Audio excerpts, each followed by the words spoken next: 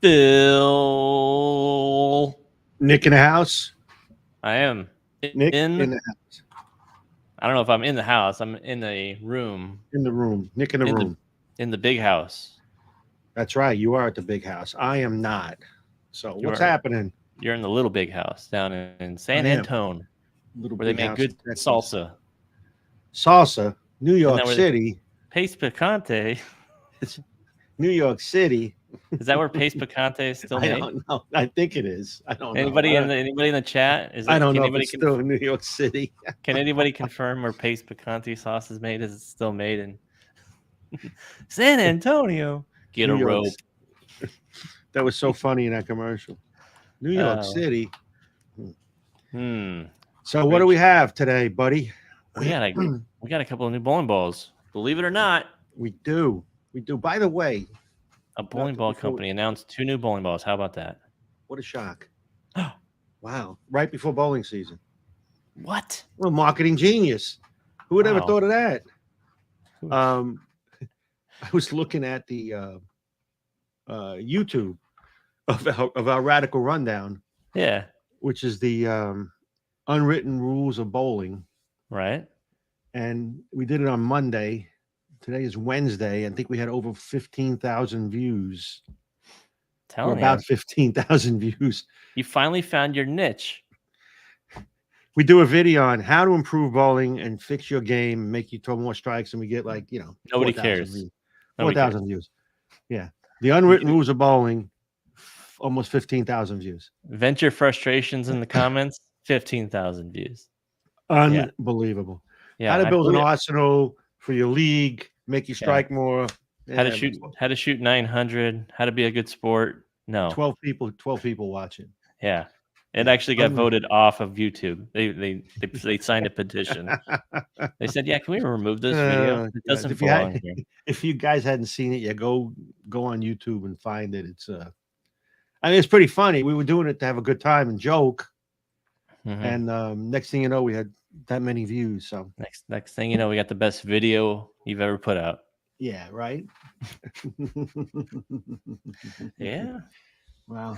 So we'll be talking about some things today. A couple of bowling balls. Yes, we have 2 new balls from Radical. We have an asymmetrical ball and a symmetrical ball.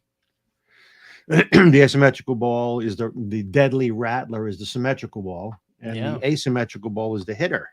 And what else are we going to talk about today?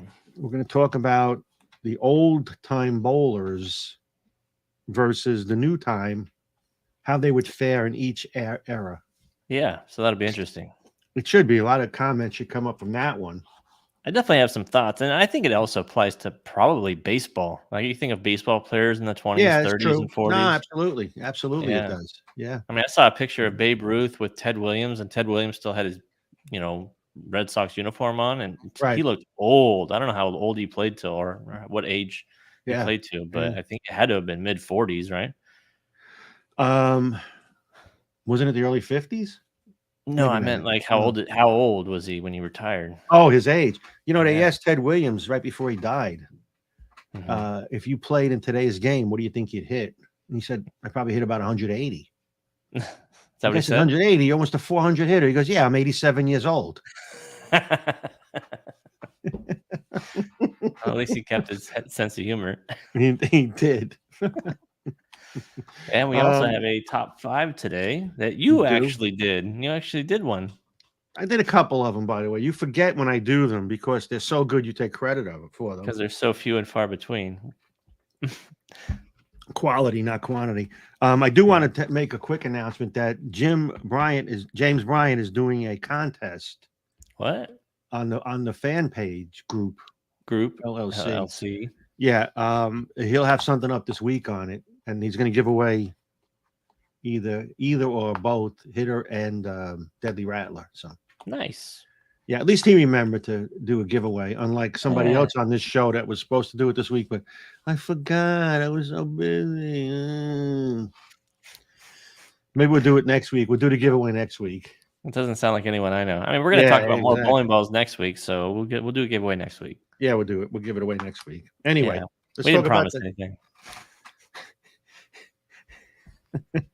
You're probably going to forget. Let's talk about the hitter a little bit. You want to talk about the hitter? You don't want to start with what? The symmetrical? You want to start with the ASIM right off the bat? No, you pick it. Whatever you put up, we'll talk about. Yep, there it is. The deadly Rattler. That's right. So the deadly Rattler obviously is an extension to the very popular Rattler. Use the same core, 2.48, 035 differential. The difference is this one has HK22 Pearl. Yeah, baby. So that is the best cover stock in the industry by a mile. It's added like tremendous amount of back end. It's clean through the front, and we're going after that because it sort of was abandoned by some other companies that had trouble with cover stocks and keeping their ball motion. So we want to jump all over that opportunity and give you balls that change direction really hard down lane. And the beauty of the Rattler was it was 035 and 2.48. It used the sharp cover that we had used on the Incognito, and that ball sold like crazy and still selling. But now we add a new look to it. We add that HK22, so now you're going to get cleaner and more pop. You talk about a 2-ball arsenal. You can't go better than that. Rattler, deadly Rattler, 500, 1,000, 1,500, and factory compound makes it a little shiny. Beautiful looking ball. It is, and I had not seen the video yet. So that's going to be posted in about a week, right? Should be posted Friday. Well, somebody has to do a voiceover. Yeah, you said you're going to do a voiceover Thursday, so we're waiting on Phil to do a voiceover. I'm waiting on Phil to get the video. Hey, wow. Throwbot had a bad day. Yeah, Throwbot did. Yeah. So, like I said, we're excited. Our testers really fell in love with it, simply because it's a step down, an easy step transition to the from the Rattler. Cleaner through the front and more angular down lane. So, good 1-2 punch. Start with the Rattler, and then go to the deadly Rattler. You open the lane up.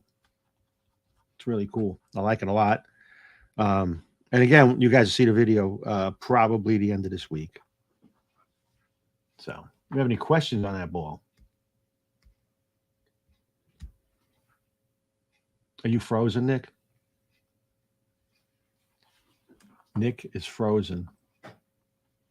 Well, we basically lost Nick. I know what happened to him. So I can't move on to the next ball. I'm going to text him and see what he's doing. I'll try to call him. Technical difficulties. We're good. He's back. Where'd you go? First time. I just sat here. I just haven't done anything. Yeah. Yeah. For whatever reason, I'm in the same room with the same Wi-Fi, everything. So today's just kind of, yeah. I did nothing wrong. All right. Are we ready to talk about the other ball? Well, do we have any questions about the Rattler? Deadly Rattler. Let's talk about that other ball first, and then we'll get to all. Then we'll go to all the balls, all the questions. Okay, let's talk about the hitter. This is a new core, and I tell you, we got some unique stuff going on right now. Steve Freshour is our core designer. It's been our core designer for about 12 years. He has a program he developed, and it's not a program that gives you a graph of ball motion. What it is, it's a program that tells you what position the core is in as it goes down a lane. And there's more science to that, but I can't get into it because it's proprietary. But anyway, we could tell Steve what we want the ball to do, and he can build a core that lets it do that after drilling, which no one can do right now. I mean, it's so far advanced. None of the other companies can come close to that technology. And the first ball we tried it out on was the Outer Limits. We did it on that ball, and as you guys know how well that ball did. I was very excited about it. And when the outer limits came out, we had the first crack at with HK22. We made it a HK22. It was a hybrid. And man, that ball was great. It's still great. It's a very good benchmark ball. Pretty unique. Now, so from that, we said to Steve, let's create the hitter, and we picked out a couple of balls in the industry that are very successful, and we wanted to copy that motion with a unique new core. So this is the first core that we've had it done. That ball, second core that we've done with that program. The cover stock we use is different. It's not HK22 cover. It's called the utility cover, and it's sort of a variation of where we were and where we are. It's sort of a blend of the older technology cover and the new technology cover, and we call it the utility cover stock because it was so versatile. We tested it with this ball polish. We tested it dull. We tested it grit, high gloss, and the cover handled this core very, very well. Or shall I say the core handled this cover very, very well. So the ball is 2.48, 053, 015 intermediate diff, another low intermediate diff ball, because I'm finding that keeps the hook window a little longer. The video was up, I guess on Tuesday. And the one thing you'll notice about the video is the way the ball goes through the pins. It is probably one of the few balls that we've done where just nearly every shot in the video split the 8-9. Yeah. It almost looked boring because all the strikes look the same. Exactly. They all look the same. And the interesting thing about it is even the low speed, low rev player had success with it. And that is never the case. We always tell you guys that asymmetrical balls for low speed, low rev players that are drilled max flip or versatile drilling usually give it up a little bit down lane. In this case, the pin down performed better, which we knew it would. But even the drilling A, which is the max flip drilling, did very, very well. Right. And that's something we never see. The hook window was not too short, and the ball went through the pins. Unbelievable. It was just 8-9, 8-9, 8-9 every time. It just split right through the 8-9, and that was pretty impressive. As a matter of fact, on one of the bowlers, I think it was Jose Constrico, it had a differential between the entry angle and the impact angle of almost 3 total points. Yeah, which is almost 4 to 7. Yeah, it's unheard of. Yeah, super clean, super clean, and flippy, solid off the spot. So you and can it's tell when a ball is color. like super clean. Yeah, black with a little wisp of blue, just so that you could see it. Yeah. All right, we got some questions. If you're ready good, for them, I'm ready. Hopefully, I can get through this whole show without knocking out my connection here for whatever reason. I don't know. But hey, we're going to start with a comment first, since the Yankees are so terrible. The Yankees could have used the hitter this season. Maybe I'll name the next ball as Stanton, because it strikes. Yeah. Strikes out in the 10th.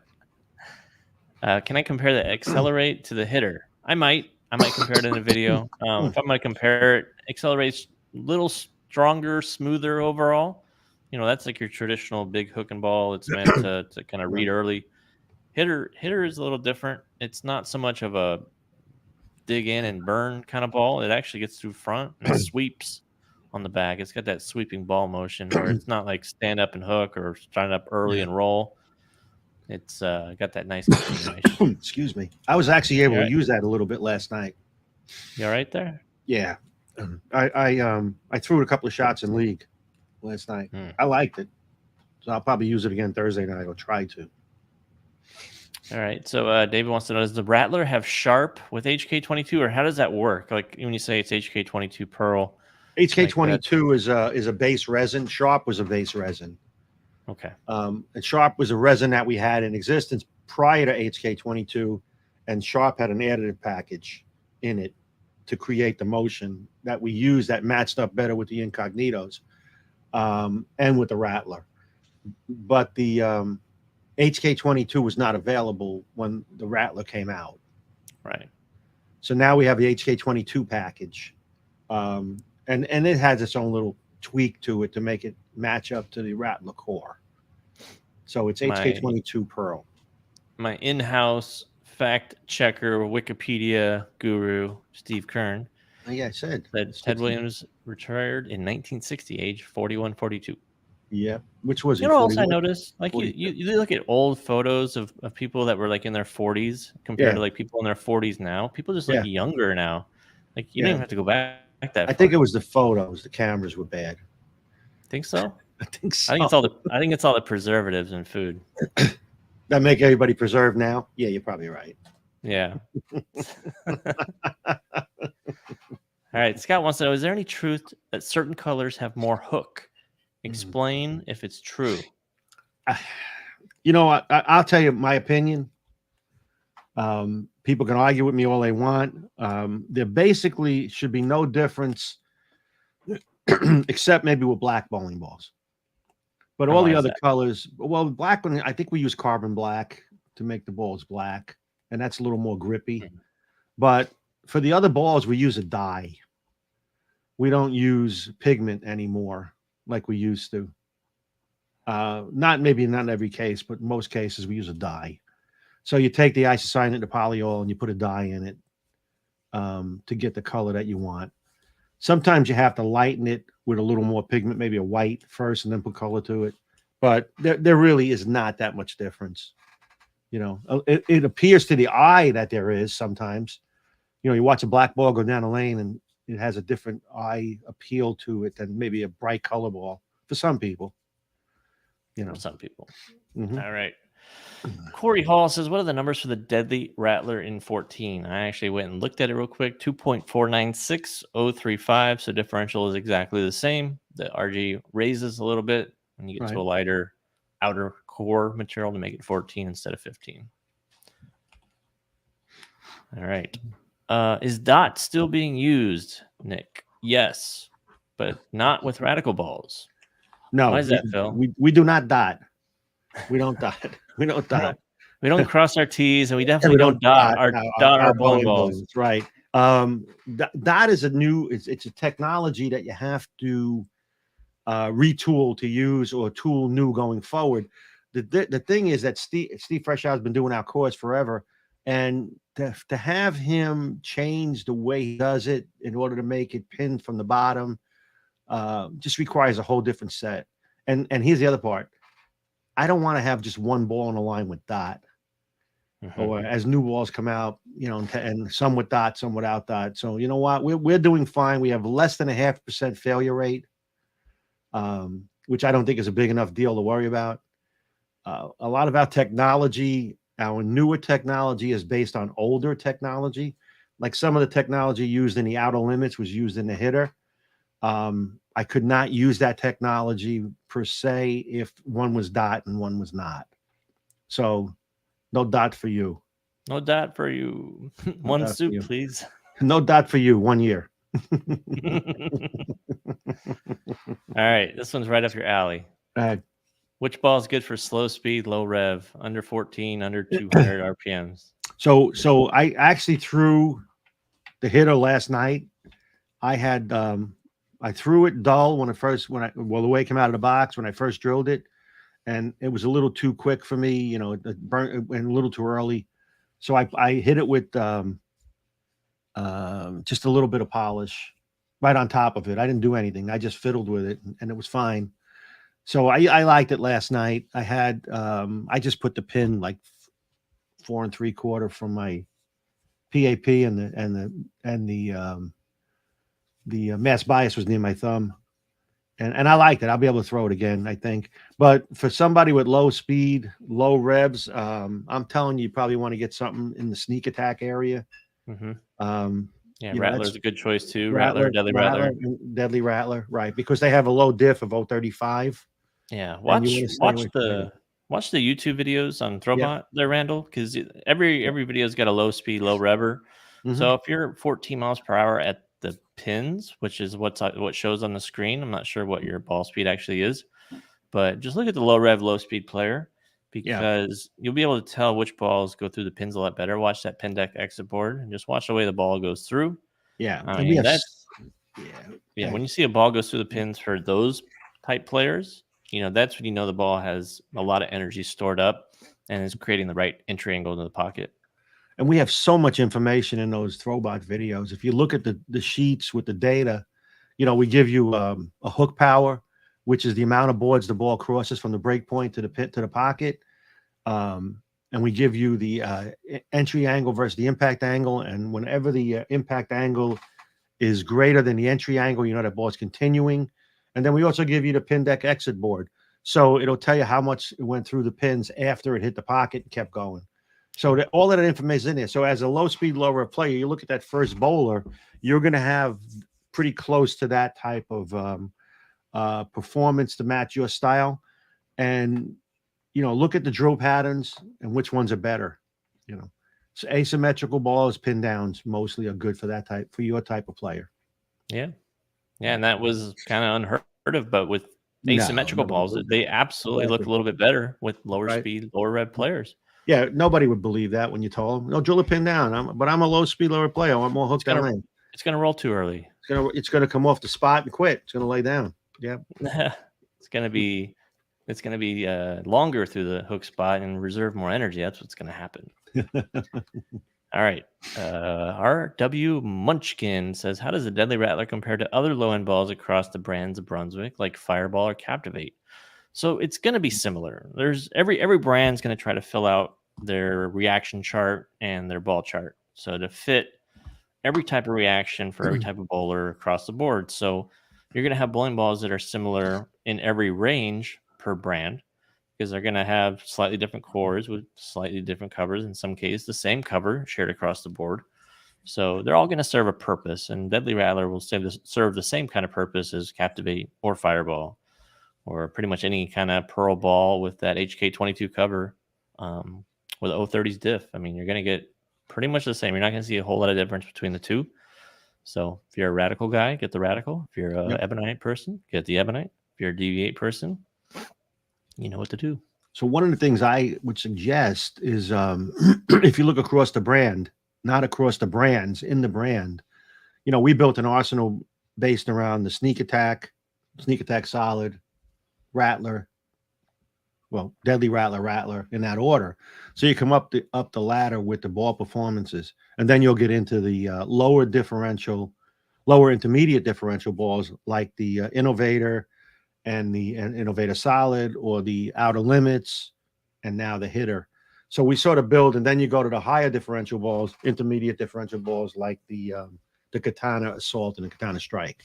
So if you want to stay within the one brand only and look from the bottom up, you'll see similarities maybe in other brands across. But again, we build one off the other, so it'll be a little easier to follow.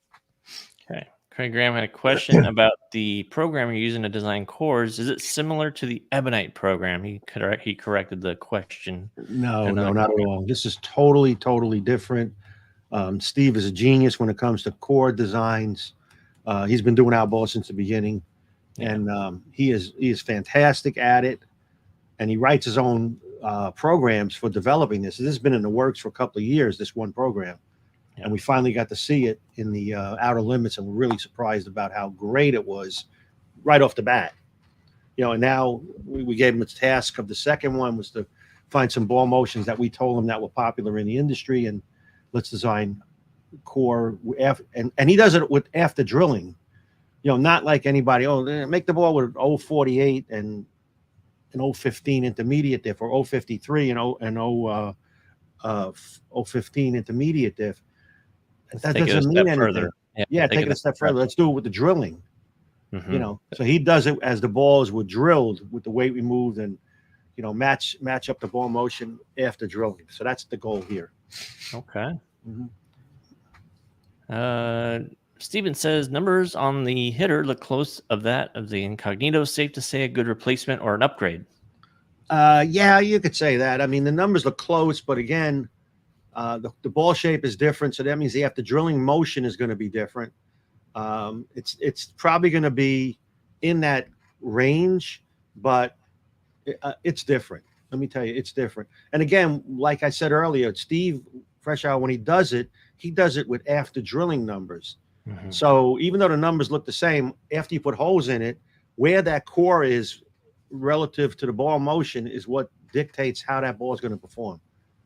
So, and that's what he does. He does it with after drilling numbers. You're smiling for a reason. Yeah, Hank's in the chat. He wanted to Hank. know. He wants to know why if you rolled the hitter. I know you already answered that, but it kind of. I did. I threw it last night for a couple of frames, and I liked it a lot. You know, I went through the pins really well. I didn't leave any 7 pins with it, which is what been my problem at the house the last couple of weeks. I just didn't throw it really good last night. I tweaked my knee a little bit, and I was sort of hobbling.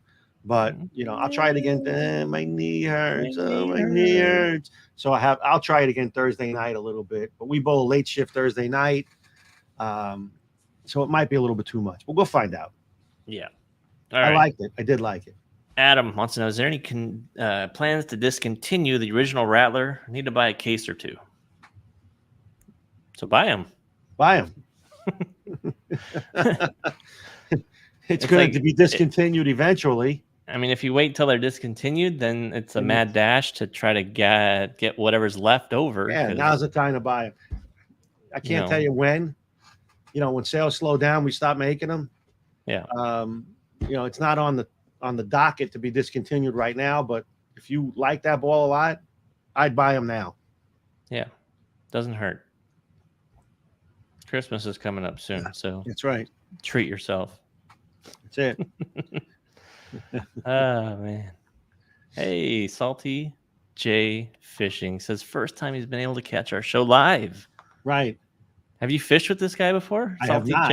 Salty J. No, I just got back from a trip a couple of weekends ago. That sounds like a perfect duo there on a boat.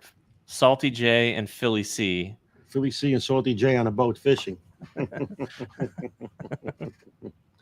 I love fishing. Yeah. Did you see this, by the way? This is off topic. Boog throwing 4 300s in the regional in Missouri last weekend. Bigfoot hybrid for the tournament. No, how did you not know that, Nick? I said, did you know that? I knew about it. So why didn't he post it? I didn't know what ball he threw. He's a hammer staffer. Oh, wow, that's pretty cool. 4 300. He let it wire to wire, went 8-0 in match play, and basically ran away with the tournament. It's a good bowler. Boog roll. You know who he is? Yeah, he's a hammer pro staffer. Okay. Do you know who he is? I do not. You do now. I don't even know some of our staffers. Yeah. All right. So Skylar has a question. Okay. You ready? Yeah. Okay. I never understood cover stock sided bowling ball. Why is there so many different kinds? So do different chemical formulations have different reactions, or does it really just come down to the grit? No, it doesn't come down to the grit. And you know, one of the things that we do, Radical, have done it forever, is I find a core that gives me the motion we want on paper, as Steve is doing his program. But even before that, and then I look at the cover stock options. So a lot of times a cover stock, we have a base resin, and then we have a lot of different additive packages, meaning we have projection additives, we have friction additives, and you can put a different amount of each in the ball to get the ball to read the friction different parts of the lane. So we take the chemical makeup of the cover stocks, and then we look at the core that would fit with that, and then we tweak it to get the ball to read the way we want to. So the chemical formulas are what create the different reactions. The core creates the motion. So if you have a chemical reaction, the chemical makeup of the cover stock, we use chemical friction, not mechanical friction. So the cover stock might have an inherent grit of 1500, could be the inherent grit of the cover stock. And then we just tweak it a little bit with the finish. But the inherent grit is what makes that cover stock match to the core. So it really does matter. It doesn't just come down to the grit. You can't sand it and say that's going to work. Right. And we proved that. We did a perception reality video a while ago that showed that. Yeah. Yeah, That actually showed true perception versus reality. Yeah, with our competitor products. Yeah, we showed what the other companies' balls did after 30 games and what their number was, the ending result, and how soon it changed versus how slowly our ball changed. Mm-hmm. All right, moving on. David wants to know, would the hitter be considered a benchmark ball? Yeah, absolutely. Yes. Yeah. It's not going to be in the category of a katana where it's the way it flips down lane or where it hooks from. It's a ball. You take it out, you can use it. Yeah. You know, yeah, and it goes through the pins unbelievably. Sure, and I think the cover will be pretty tweakable. I mean, it's not super dull out of the box. It's not shiny.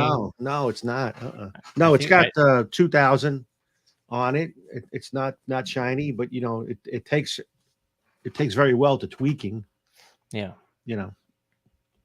All right, William, am I going to see the hitter to be very rolly? I don't know if it's rolly. I don't think so. I mean, it flares quite a bit, but I mean, it's more like some cores lope and some cores spin in my eyes. Yeah, you know, I see some cores go kind of more end over end and want to roll forward. Mm-hmm. This is not one of them. This is one that kind of stays tight and true, and how the axis migration is a little bit different. So, I would say no. This would be more on the continuous back end side. You want to get that? No. We do have a sad announcement, by the way, for everybody. Oh, yeah, we do. One of our main characters in our podcast couldn't make it today. They showed up at 5 minutes till airtime. So the garbage truck, unless there's a miracle, will not be on the show today. Sorry, everybody. He was here early today. So you never know. Maybe he forgot something. Hopefully he didn't change his route. No, he came. I know he did. We heard him. All right. Your guy Dom wants to know, like, a comparison between the hitter and Trailblazer Solid, same with the Deadly Rattler and Crypto Boom. Okay, so the Trailblazer Solid was sooner and more overall, meaning where it read the friction, it was quicker off the spot. I guess it changed direction a little quicker. The hitter's a little more gradual, but it's more continuous. Yeah. And it's a little, I don't want to say smoother because it does back end. Yeah, that goes back to what I was saying with lopey versus spinny cores, and I think these two are completely opposite of each other. Yeah, the Trailblazer was more lopey. This is more of a spinny. Yeah. And the Deadly Rattler and the Crypto Boom is a total different flare potential. The Deadly Rattler is an 035, and I think the Crypto Boom was 50-ish. I think 53, 50, whatever it was. Yeah. So yeah, they're totally different, and the Deadly Rattler is probably not going to be as violent as the Crypto Boom was off the spot. Good answer. Any chance of HK22 ball with sparkle additive? Haven't seen sparkle in a while. No, we haven't done it yet. We hadn't fiddled. No, with Radical. The Ebonite Fireball has it. It's got some sparkle in it. Yeah. Captivate might have a little bit in it, but I know for sure that we hadn't done that yet. Yeah. So. Yeah, if you look, if you see some glimmering on the HK22 ball, it's in there. I know the Ebonite ball's got it. Mm-hmm. Here we go. What ball in the Radical line is closest to the Radical Inferno? Good question. Crypto Boom, that would be the closest in my opinion. Oh, that's the Brunswick ball. The Radical. Yeah. Not your Radical Inferno. Not my Radical. I don't have a Radical Inferno. Yeah, you're probably going to look at the cryptos. Yeah. That would be my choice. I mean, you're talking a ball that's 20 years old now almost. So if you try to compare them side by side to a ball that's 20 years old, not going to happen.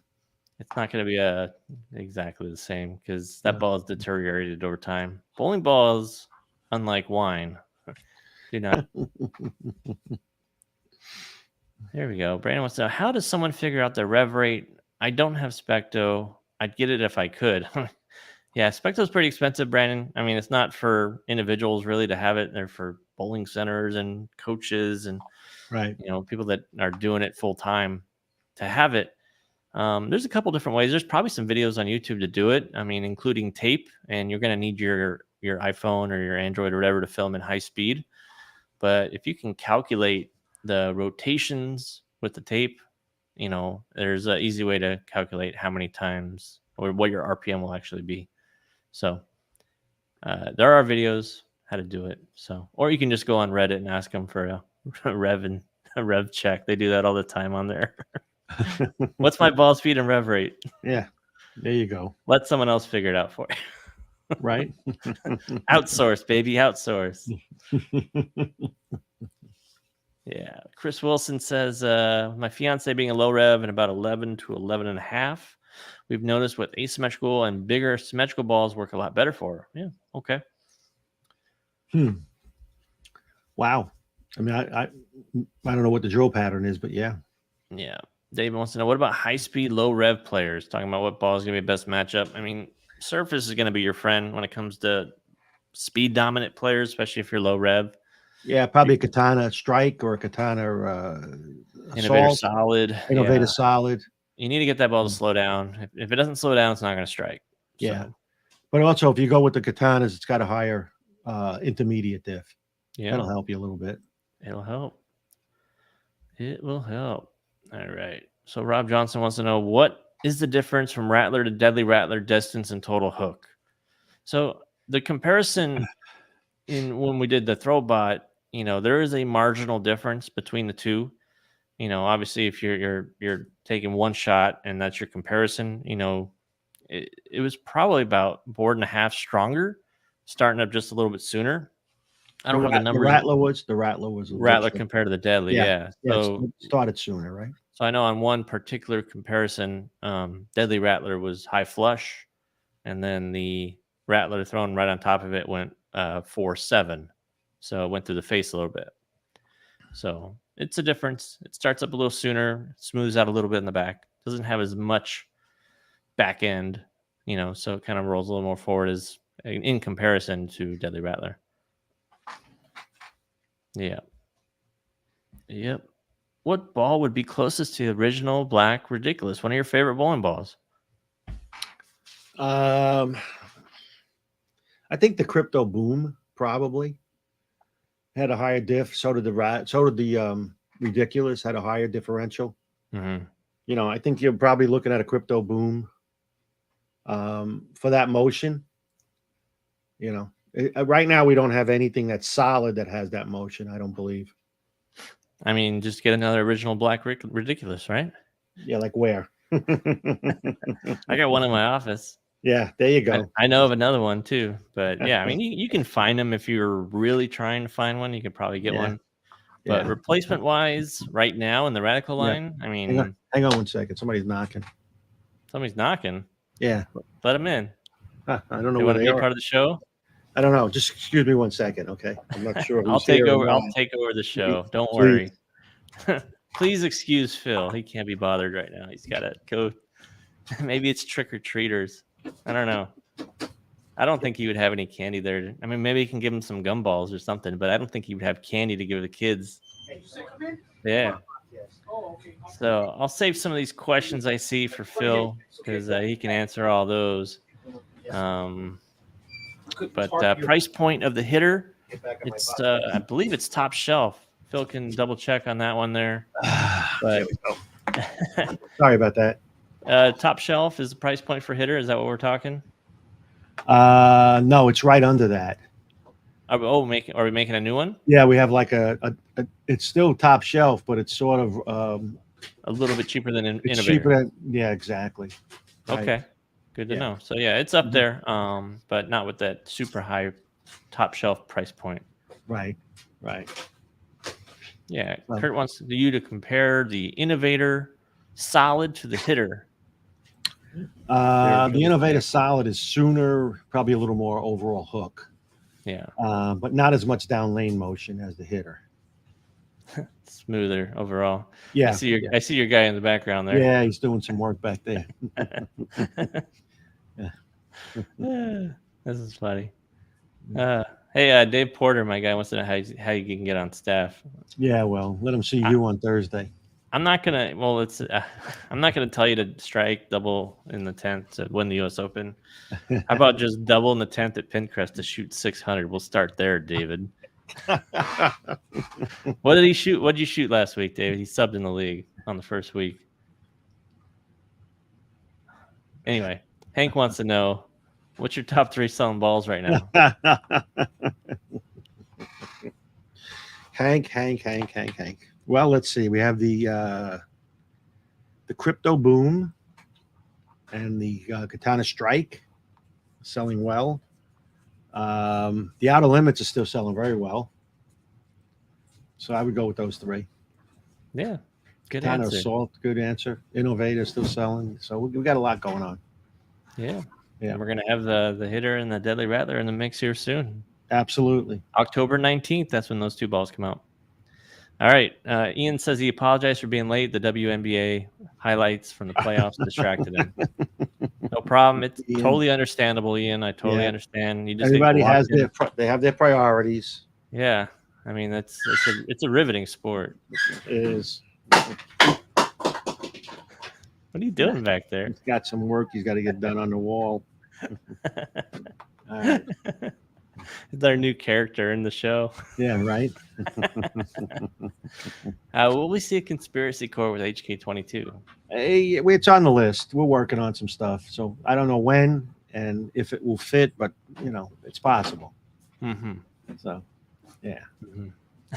David wants to know who's the garbage company. He's going to resolve this issue. Yeah, right. Yeah. What they came twice today, once in the morning for one. There's two dumpsters out there. One is on one side, one's on the other. And two different companies. One guy came this morning, which he always does. And then the guy this afternoon came early. So, yeah. Nathaniel wants to know what's close to the Zenith Solid. That's going to be Innovator Solid. That'll be pretty close comparison between those two. So if you're looking to replace Zenith Solid, then look at that Innovator Solid. Right. Here we go. Skylar says he found an original Rattler from Brunswick. That was a good one. That was a mid-2000s ball. Yeah, exactly.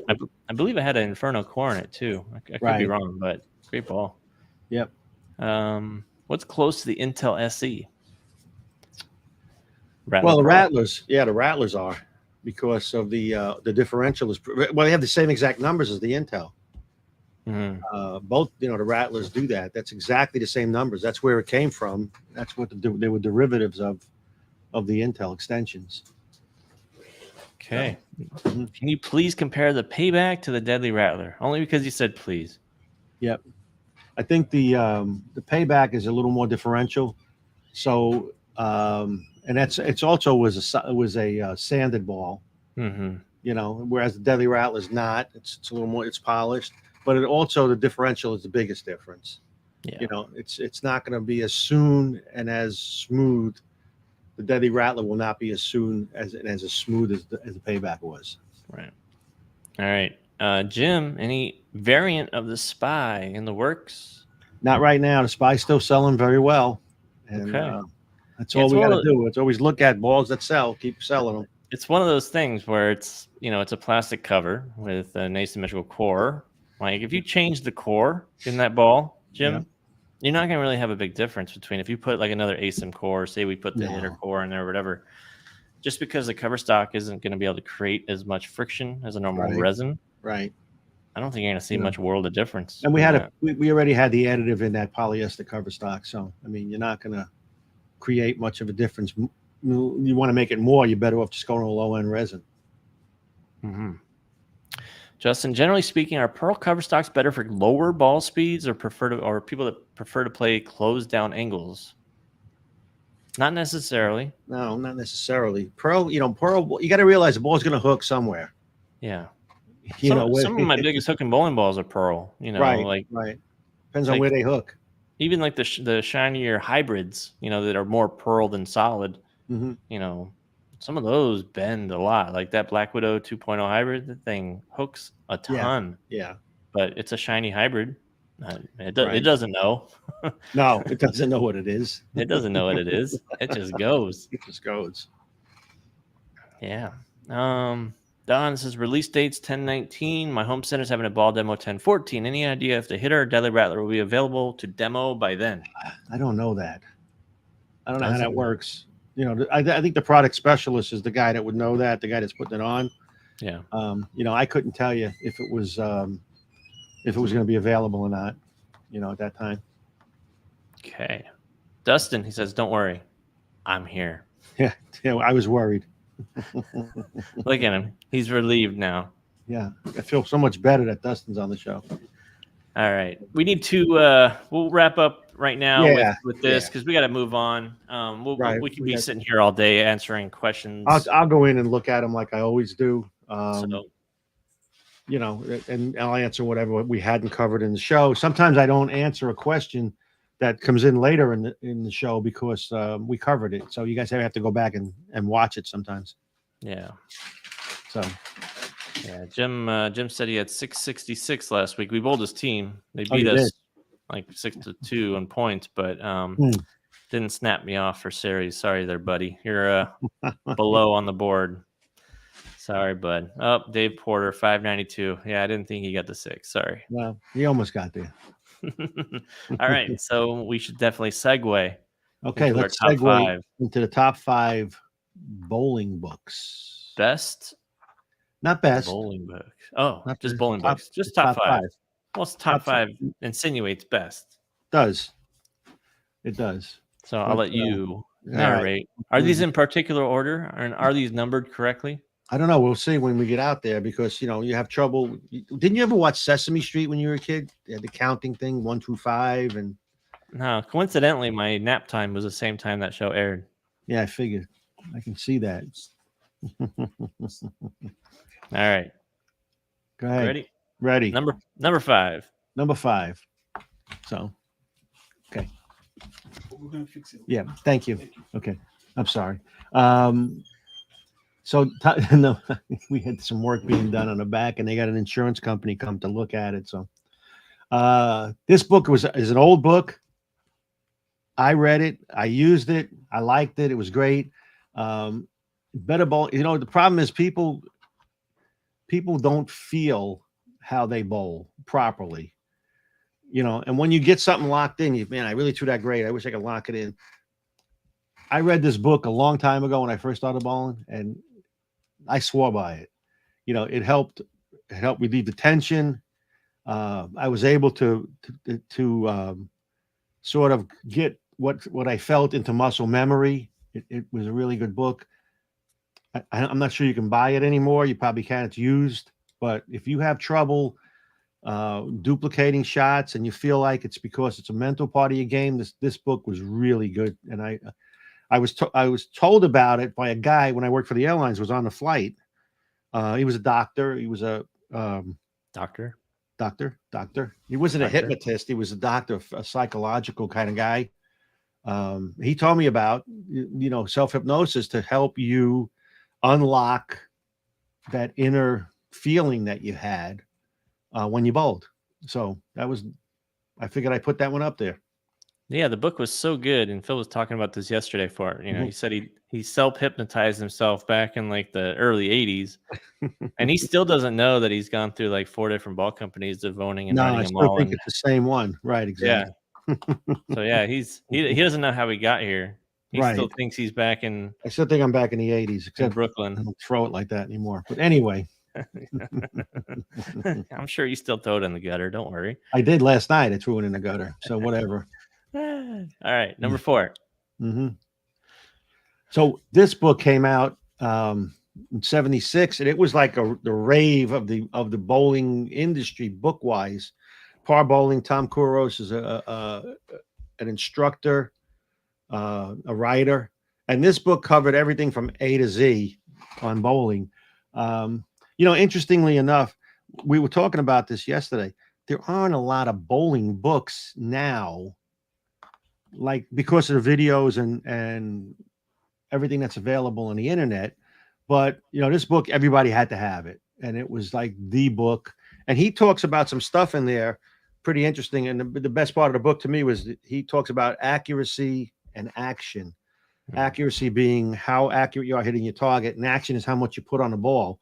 And he talks about the balance of the two. And we'll talk a little bit about that later on in the second segment. But this was a really good book. And, you know, a lot of it's outdated because, you know, we didn't have two-handed bowlers and didn't have a lot of the equipment we have today. But didn't even have urethane. Didn't have urethane. Oil machines, resin. Correct. Yeah. So, but at the time. It's still. Oh, absolutely. I mean, you want to talk about alignment and stuff like that. These books all cover that. Yeah, sure. Yep. All right, number 3. Number 3. Okay, so this book here it's an interesting read. I enjoyed it a lot. It talks about the 60s in New York. I was bowling action at the back end of this. So, this was before me, but I sort of bowled some of the guys in that book at the back end of it. It was about action bowling. It's a high stakes, gambling. People bowled for thousands of dollars every night. Were you mentioned in this book, by the way? No. Some of the guys I bowled against were. Yeah. Okay. So you have a tie to it somehow. Oh, absolutely. Johnny's mentioned in the book. And some of the characters were just unbelievable. I was there for some of the stuff, the stories that are in the book. But it's pretty cool. There were a lot of people that bowled for a lot of money. You were the pin boy. I was not the pin boy. That's how long ago. But I really recommend this book. It's a really enjoyable read. The first part of it's about all the action. The second part's about Ernie Schlegel winning, on tour, what he went through. But it's a good book, and you'll really enjoy it if you guys get it. Yeah, I can imagine them throwing you quarters down the gutters, to tip you in the bottom. Thanks, little Colodro. Cologio, not Colodro. Whatever. Cologio. Go ahead. Hey, C. Yeah, there you go. Number 2. Parker Bone. Parker's book is really good. It's a modern book. Mm-hmm. He autographed a copy of it for my son, and I looked through it and read a lot of it just to see what Parker was talking about. And it's really interesting. It's very simplified method. A lot of good tips, techniques. And who better to tell you how to bowl than Parker? It's really a good book too. And that's more best. Modern. Yeah, he's withstood the test of time. Absolutely. With his preparation, with his practice, with his mindset and everything. He's been competitive in 4 or 5 different decades. Yeah, exactly. And he's still winning. Still winning. So, all right. Number 1. Ready? Number 1 book. Dun, dun, dun, dun. Fitting and Drilling a Bowling Ball by Bill Taylor. Bill Taylor was quite the character. Yes, he was. He and Mo didn't see eye to eye. I think Mo saw him as a threat. Bill's ideas and Mo's were different. Bill was more of a traditionalist. He was very set in his ways. I will tell you an interesting story about Bill. When I was at Columbia, Bill came to us with a patent for an oilless lane, which would solve every problem we ever had in bowling, an oilless lane.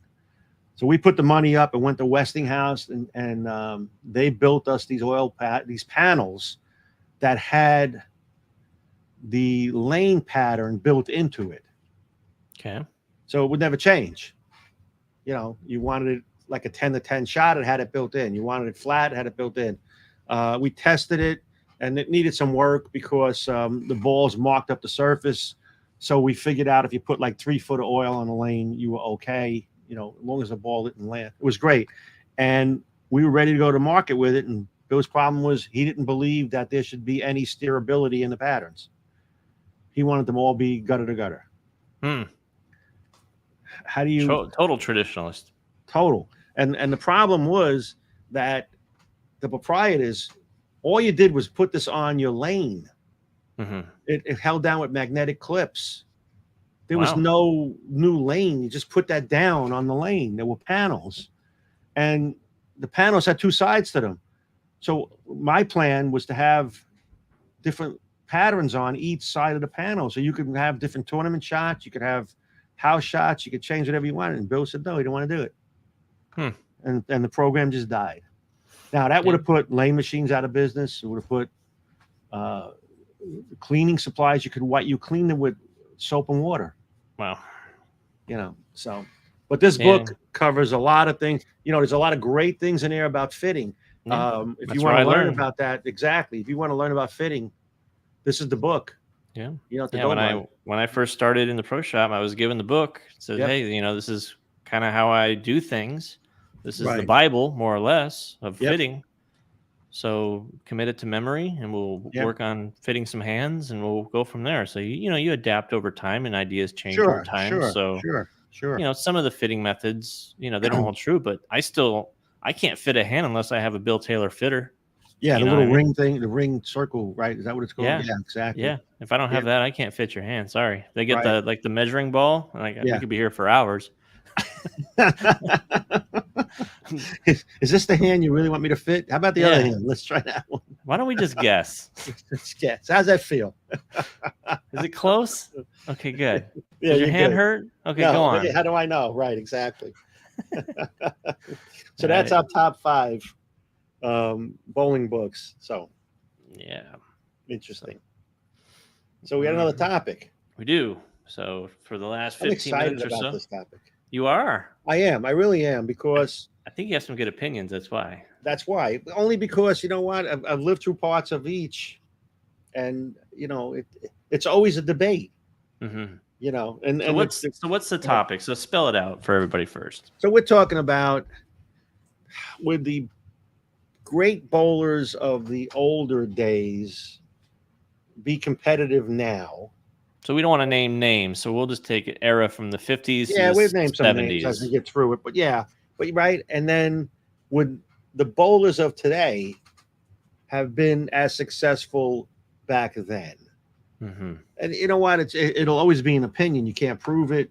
You can speculate. Yeah. So the idea is you take a bowler in their prime from the 60s or wherever, and you put them in today's environment with today's equipment and today's lane patterns and all that stuff, and tournament, because the formats are different.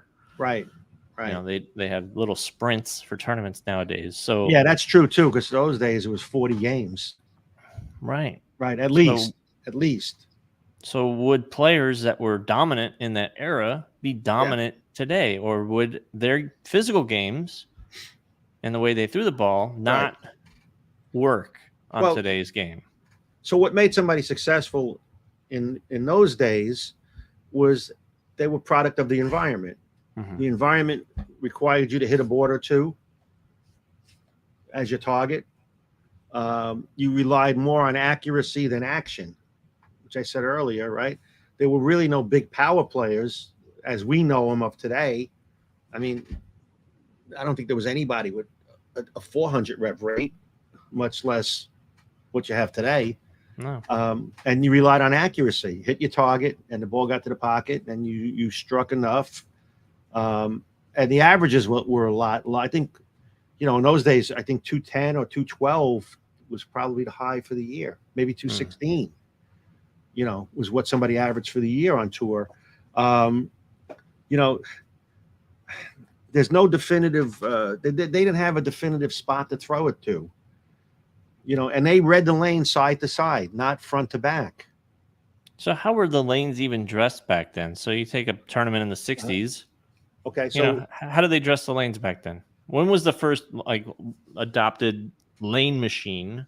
When did that finally start going in? The Century machine, and I don't remember the exact date, but I think that was in the 70s. Okay, so 60s they were doing them by hand. They did them with a rag, put a rag in a bucket of oil, wrang it out, laid it down, and had a broom handle with a piece of wood that was the length of the lane, the width of the lane, and they pushed the towel down and they picked it up and they walked back on the lane they hadn't done yet, and they had another towel soaking in a bucket. Took that one out and wrung it out, put it down on the lane. So, and also you had a different surface on it. You had a lacquer finish or varnish or whatever you want to talk about. There you go, 61. So I said 60s. DBA made a machine. So I'm kind of curious how it, in the PBA Tour, it was founded in 58. So they were using a spray gun in the Tour and a rag, a mop and spray gun. But the difference was that the pattern of the lane, the wear of the lane was what dictated where they played, not so much the oil pattern. But would speed and rev rate still dominate in that kind of environment? Because it wasn't a thing back then. So would a player like today, take any of the two-handers, they would probably look like Martians back then. or to Yeah, them yeah, back then. yeah. I agree. But think about this though. The lane surface was different. It was softer. It was wood. Yeah. So did that But matter to today's bowler? Can a guy with that kind of rev rate get the ball down a lane?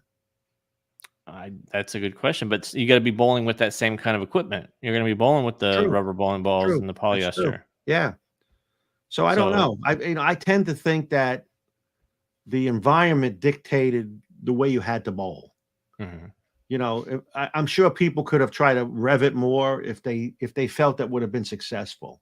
Well, here's another thought. So back then, the players were strokers, were nice and easy with it. Right, they're accurate. And that's how people wanted to bowl. They wanted to bowl like the best bowlers in the world at the time. Copy that. Right, exactly. But then Mark Roth comes around, and all of a sudden, Right. everybody wants to rev it now. Right. Now the 80s come around, and now everybody wants to rev it and throw it hard. Yeah, but think about it. I mean, a guy like Webb was a power player. Mm-hmm. Yeah, how much did he hook it relative to today? Not a lot. Yeah. Well, that was urethane era. Yeah. It was urethane, right? It was equipment. But you're right. I mean, you had the environment, and Roth dominated because he was the only one, but he was accurate. Roth did not throw it everywhere. He picked up a lot of spares too. He was an excellent spare shooter. Yeah, excellent spare shooter. Excellent play. But he was not a throw it anywhere kind of guy. Mm-hmm. And on the tour, you couldn't make a living throwing it anywhere. Yeah. There was no target, no box to throw it to down lane. Like I said, they played them side to side more than front to back.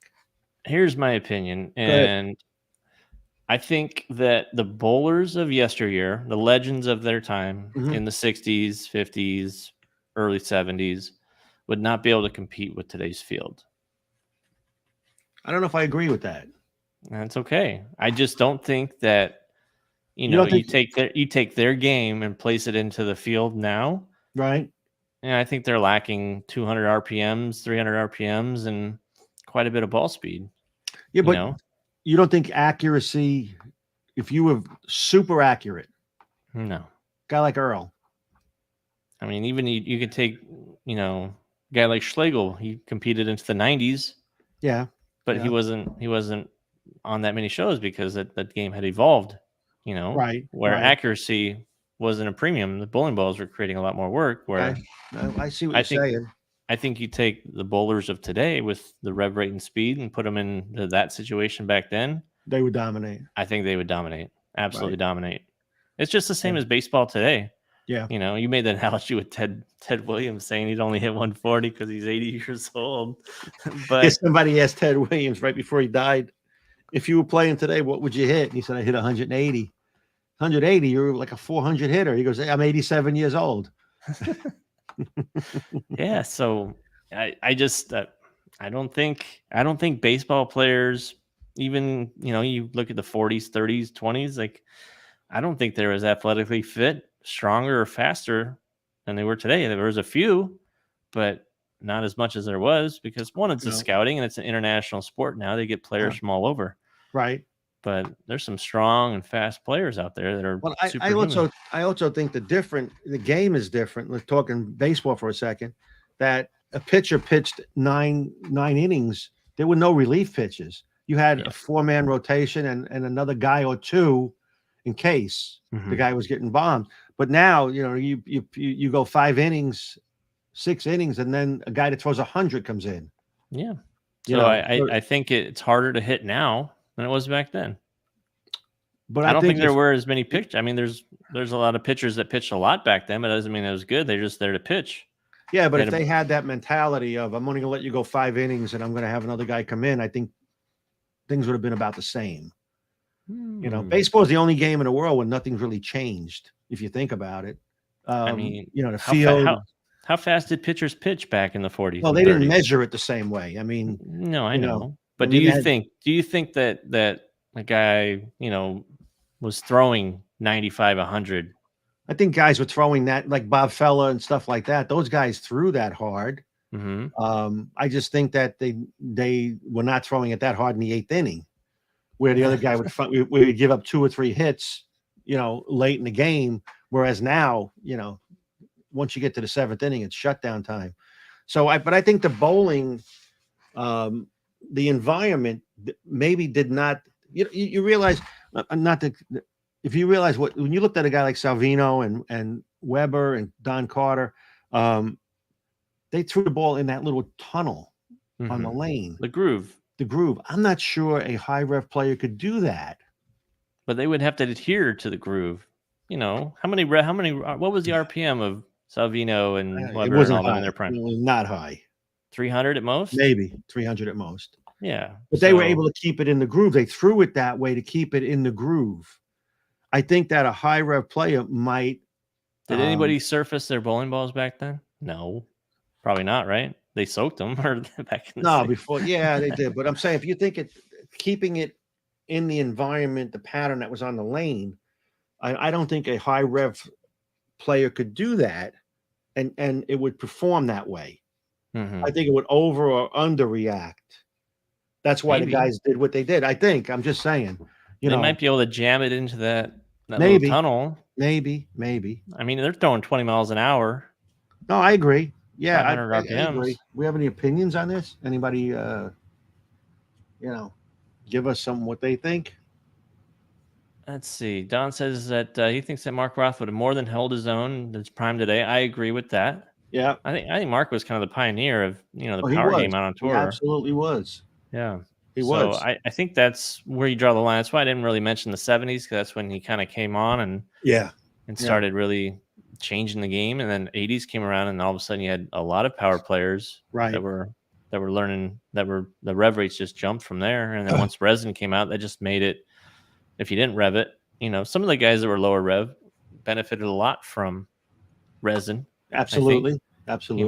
And really helped their game. Yeah. I don't know. There's some guys that really dominated with resin. They did okay with urethane, but resin came out, and it's just like, hey, thanks for the help. And some guys resin hurt. Sure. They dominated. Dave DeAntremont was a classic example. The guy had what nobody else had, and then all of a sudden resin comes out, and they all have what he had. Yeah, levels it out. Right.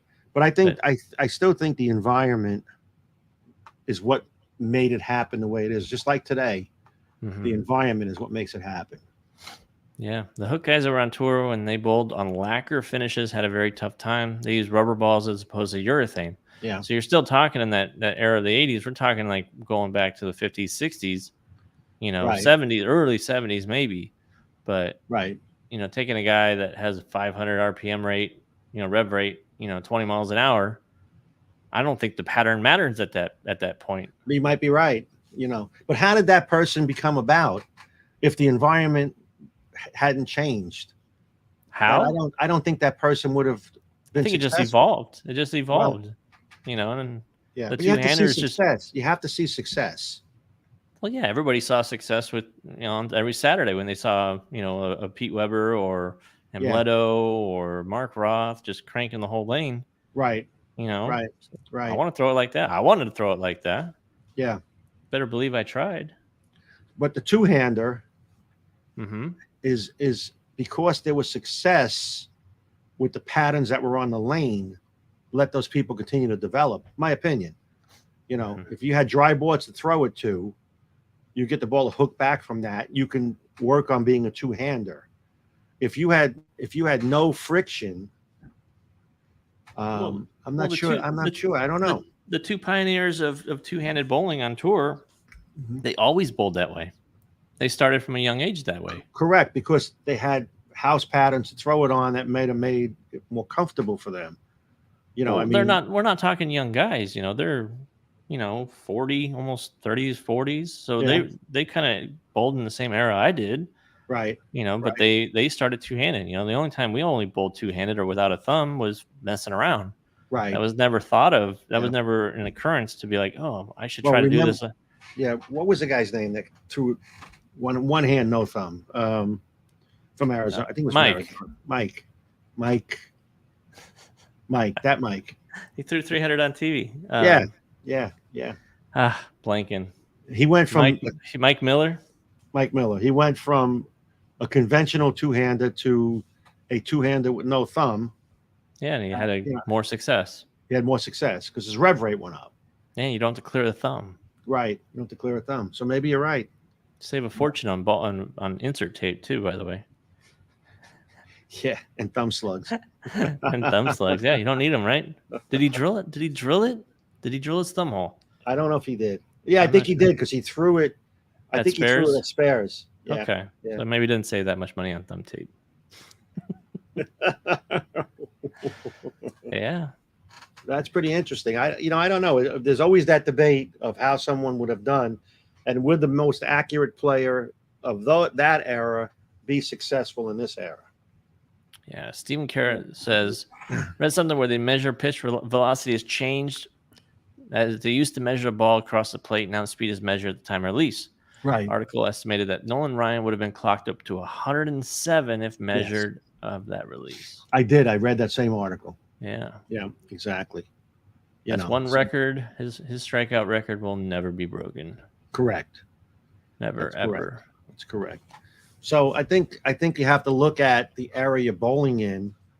Like a good hitter is always going to be a good hitter. A good bowler will always be a good bowler. It's just a matter of what the environment around him is doing. A guy with a 300 rev rate, a 350 rev rate that's very, very accurate, he's probably going to be competitive. Mm-hmm. And it depends on the pattern. I mean, think about it.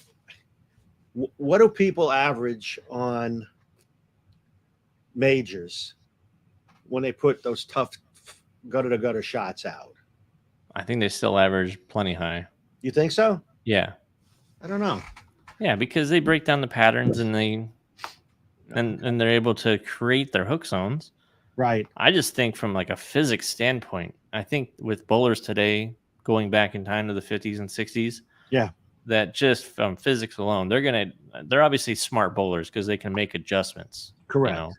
Correct. You give them, a rubber ball. Yeah, but so that's what I'm saying. Their ball speed and their all that. I think it's not even going to be a competition. I think they're going to take that scoring pace of what it was, right, and just blow it out the water. 205 or 203 or whatever. Yeah, you might be right. I think they'll lap the field. Yeah, I think the environment has allowed that. Too bad you can't go back in time and try it. Yeah, but actually they could. You know what? If they wanted to, they could. What was the average in the polyester tournament that Brian Zizek won? He beat. Oh, it was pretty high. He beat. It was really high. I don't know for a fact, but I know the scores on the show were extremely high. Right. Because they just doled them up, and they had that weird extra hole that Mo helped them with. Yeah, exactly. It was like up here, so above and to the right of their fingers. Yeah. Just to give it some flair and to give it the most, I guess, flair potential. Yeah. But yeah. Mm-hmm. I remember a buddy of mine setting up a tournament one time with a rubber ball tournament. You only had to have a rubber ball, and he had them. So he if you entered the tournament, you got the ball. You had to drill that ball and use it in the tournament. But he oiled them so that the rubber ball would be successful. And there were a couple of 300s, a couple of 800s, which would have been unheard of in the rubber ball era. Mm-hmm. That way. But he oiled them so that ball would perform. Had he have oiled them 45 feet, gutter to gutter, double coat the heads, you probably would not have had those scores. You'd have them sanding their rubber bowling balls. There'd be black soot everywhere in the approach. Exactly. All in the set tee area on their hands, clothes. I agree with you. So if they were crying about the blue oil that gets on their jerseys, imagine what that would be, right? Yeah, exactly. And it probably have asbestos poisoning or something like that. Smell terrible. Exactly right. Yeah. So I don't know. It's interesting. We have any opinions on that? Comments? Yeah. I mean, Marty says, the two-handed versus two-finger. The only advance was the first person's genius in adding the second hand for stability. That's the only main difference between that. Sure. There's a lot of strength that Mike Miller had to do what he did, and Tom Doherty does it now too. Yep. Two one-handing. We had one guy like that growing up. He was older. He was probably 5 years older than us. Uh-huh. He just put two fingers and then no thumb, and that was his secondary release when he needed more hook. Right. And it was night and day difference between the way he threw it. He still was a power player, but took the thumb out, and it was just like, whoa, that's crazy. Exactly. So yeah. Yeah, I don't know. I mean, like I said, you can't test either of those No, out. you can't test it. Right. You can't take the bowlers of yesteryear and put them in their prime for today to see if accuracy and shot making was that much of a premium. If it works. I don't think it does. Who do we have nowadays that is purely a accurate type bowler? I mean, how far down do you go before you turn around and say that's not a high enough rev rate? I mean, like you said, that one time when the lowest rev rate on the show was like 400. That was in it was Stu Williams, 430 something or whatever his rev rate was. That was in the World Series. He was the low rev guy on the show. Right. No, not the show, just in the top 16. Oh, right. Okay. Yeah. He didn't even make the show. He was top 16. He was the low rev guy. Mm-hmm. I mean, so 500 is not uncommon, right? And on tour. It's not. It's almost like you need it, Exactly. But that is because of the environment too. Mm-hmm.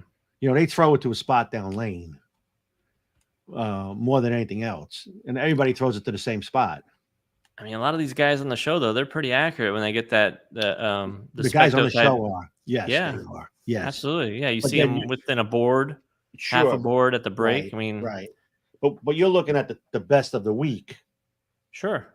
But I mean, the same thing. You're looking at the best of the best on the shows back then that were dominant and won all those titles. Yeah. It's like they were accurate. These guys are accurate. The only difference between the two eras is speed and rev rate. Right. They're still accurate. So if you take their accuracy and put them in that environment, I don't see any difference in what you're going to see now. The low rev guys are just going to get shut out. Right. I don't disagree with you. I mean, that we talked about this a little bit. You're right. But again, just the way the environment was, that's what was successful. Mm-hmm. The guys that hit their target and made repeated shots. Now you got a guy that hits his target, repeats shots, and throws it 500 rev rate at 20 miles an hour. Yeah, so, I mean, the game's evolved where they seek out the 7-bagger every game, and if they split in the middle or miss a spare in the middle, it's 230. All right, I still got 260. Yeah, right, exactly. So yeah, I mean that's where the game's changed. I mean, I saw it this year on the show, all the shows, a lot of spares, easy spares, makeables, right, not being made. No, you're right. So, yep, I agree. All right, well we have one. We didn't do our product. Oh, that's right, our sponsor, and the truck's not here. What a bad week. We have a product sponsor. Again, this week, the product sponsor is Free Envy Gear. There you go. From Hammer. If you buy Extreme Envy or Envy Tour Pearl, which come out tomorrow, right, 21st, you'll get your choice of a free hoodie or free pullover. Visit hammerredemption.com. And these are not those cheap hoodies. No, these are nice. Nice. These are super nice. They are. They are. I mean, let's face it, you're already going to buy the ball, so you might as well go get your hoodie too. So exactly right. Oh yeah, definitely. And this just in from our producers. The Purple Hammer is still USBC legal. So please do us all a favor and use them all in your leagues and tournaments. I can't wait to see the when does that league, the bowling league, start? PBA league. I'm seeing a lot of posters. Should be starting soon. I wonder what they're going to be throwing, since they could still throw the legal Purple Hammer. Yeah, until January 6th. Something like that. January 6th. Mm-hmm. Until something new, until something new comes out, right? Something new that replaces that. That ball comes out. All right. All right. Good show. Thank you, guys. Thank you for tuning in. Nick, thanks again. So, by the way, Nick had Nick and I do football picks every week in an office pool, and you know that theory of the blind squirrel finding an acorn. I'm well aware of it. Nick is aware of it. I believe in it. He won the pool last week, which is unbelievable. You want to know how I won? I flipped a coin on every single pick, and I just heads went to the left, tails went to the right. No, you didn't. I know.